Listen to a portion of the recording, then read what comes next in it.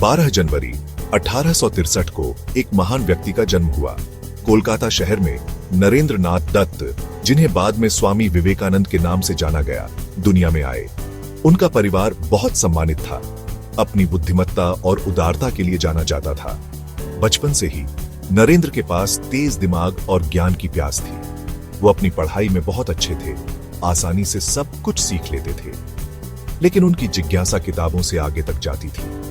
नरेंद्र अपने आसपास की दुनिया पर सवाल उठाते थे, गहरा अर्थ और समझ चाहते थे। यही जिज्ञासा उनके जीवन की यात्रा को आकार देगी। उनकी दयालुता छोटी उम्र से ही दिखाई देती थी।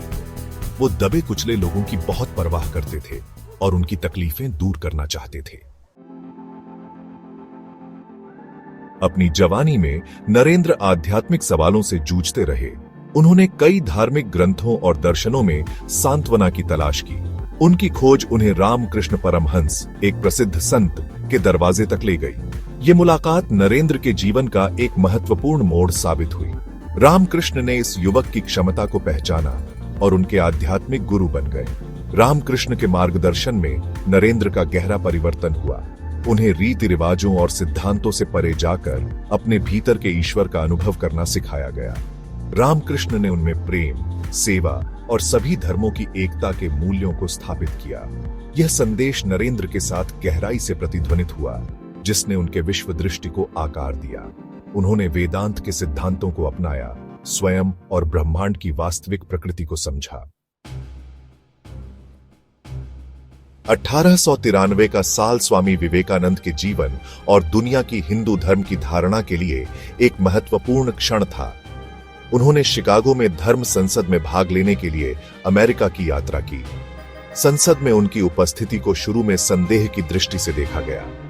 हालांकि स्वामी विवेकानंद के शक्तिशाली शब्दों ने दर्शकों को मोहित कर लिया।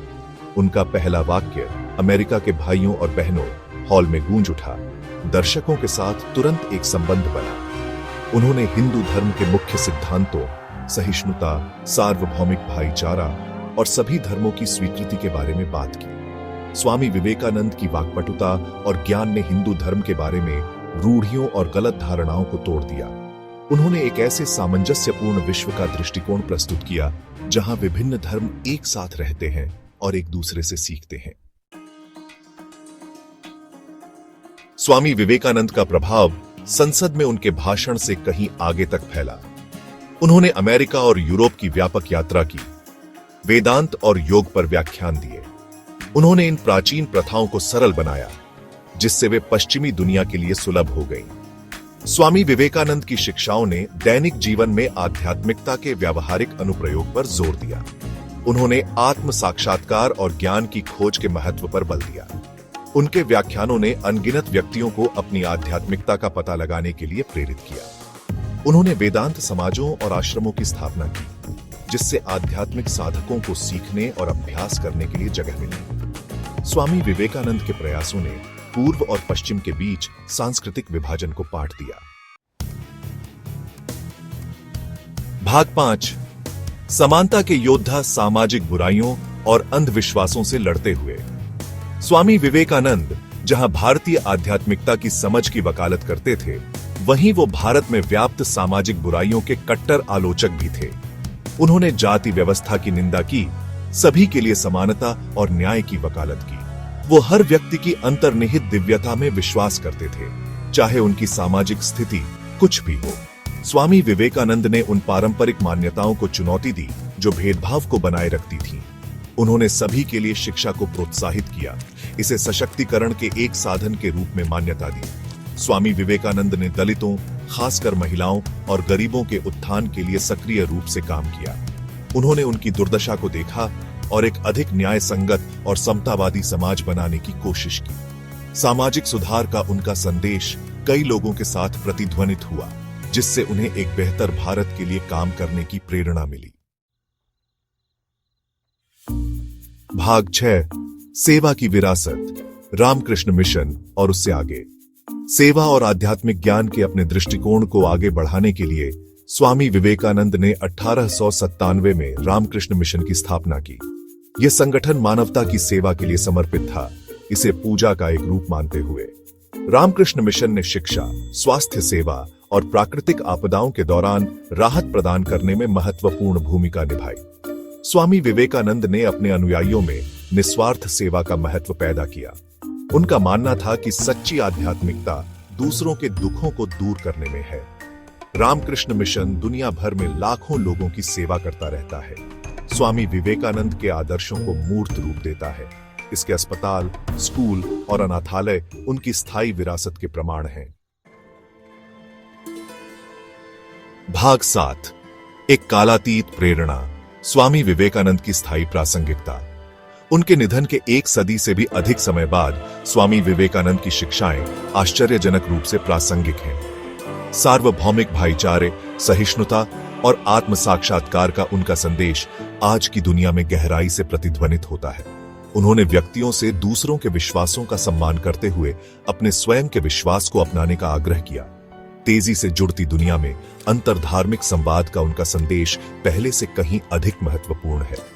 सामाजिक न्याय और समानता के लिए स्वामी विवेकानंद का आह्वान कार्यकर्ताओं और सुधारकों को प्रेरित करता रहता है। सशक्तिकरण के एक साधन के रूप में शिक्षा पर उनका जोर आज की दुनिया में विशेष रूप से प्रासंगिक है। उन्होंने युवाओं की शक्ति को पहचाना और उनसे बदलाव के एजेंट बनने का आग्रह किया। उनके शब्द आशा की लौ को प्रज्वलित करते रहते हैं और कार्रवाई को प्रेरित करते हैं। भाग 8। निष्कर्ष, भारतीय मूल्यों के ध्वजवाहक। स्वामी विवेकानंद केवल एक आध्यात्मिक नेता ही नहीं थे, वो एक दूरदर्शी, एक सुधारक और एक सच्चे देशभक्त थे। उन्होंने भारत की समृद्ध सांस्कृतिक और आध्यात्मिक विरासत में गर्व की भावना जगाई, दुनिया को इसकी बुद्धिमत्ता का प्रदर्शन किया। भारत के युवाओं में उनके अटूट विश्वास ने पीढ़ियों को उत्कृष्टता के लिए प्रयास करने के लिए प्रेरित किया। उन्होंने उपनिवेशवाद के बंधनों से उभरते हुए राष्ट्र की क्षमता को देखा। स्वामी विवेकानंद का जीवन और शिक्षाएं आशा की किरण के रूप में काम करती है, जो हमें मानव क्षमता की शक्ति की याद दिलाती है।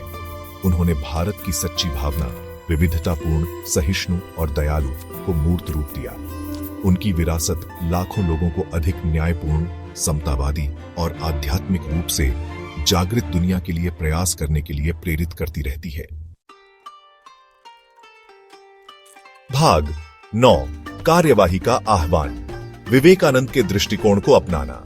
स्वामी विवेकानंद की विरासत के उत्तराधिकारी के रूप में उनका दृष्टिकोण आगे बढ़ाना हमारा कर्तव्य है। आइए हम सार्वभौमिक भाईचारे, सहिष्णुता और आत्म साक्षात्कार के उनके संदेश को अपनाएं। आइए हम गरीबी, भेदभाव और अन्याय से मुक्त दुनिया बनाने का प्रयास करें। 21वीं सदी की जटिलताओं को नेविगेट करते हुए उनके शब्द हमारा मार्गदर्शन करते रहे।